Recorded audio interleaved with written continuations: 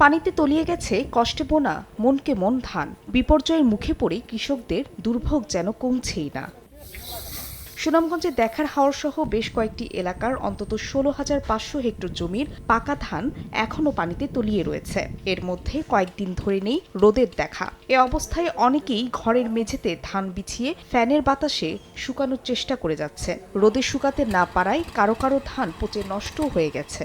ধান কাটছি ১০-১২ দিনে উঠতেছে। ধান যে ফস্ত আছে ধান তো বোমাই যাইতে পারতেছে না। ধান গেরায় যাইতেছে গা, একটা দানা শুকাইতাম পারতাছি না।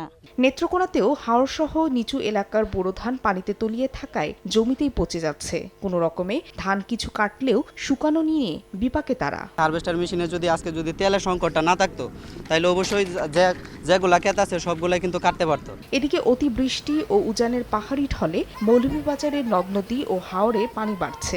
এ পর্যন্ত ২,১৬০ হেক্টরে বোরো ফসল পানির নিচে। চড়া দামেও পাওয়া যাচ্ছে না ধান কাটার শ্রমিক। কিশোরগঞ্জের হাওরে প্রায় ১০,০০০ হেক্টর জমির বোরো ধান পানিতে নিমজ্জিত। এখন পর্যন্ত কাটা হয়েছে ৬০ ভাগ জমির ধান।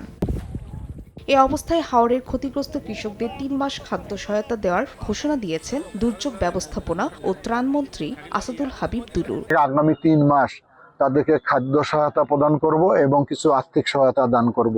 এছাড়া উজানের ঢলে জামালপুর পৌর এলাকার ১১ নম্বর ওয়ার্ডের শেখের ভিটা ও পূর্ব বাগেরহাটার অন্তত ২ শতাধিক পরিবার এখনও পানিবন্দী। হাঁটু পানি মারিয়েই গন্তব্যে যেতে হচ্ছে অনেককে। দেখা দিয়েছে সাপের আতঙ্ক। দুদিনে সাপ কেটেছে ৪ জনকে। ফাহরিয়া ফারজানা, সময় সংবাদ।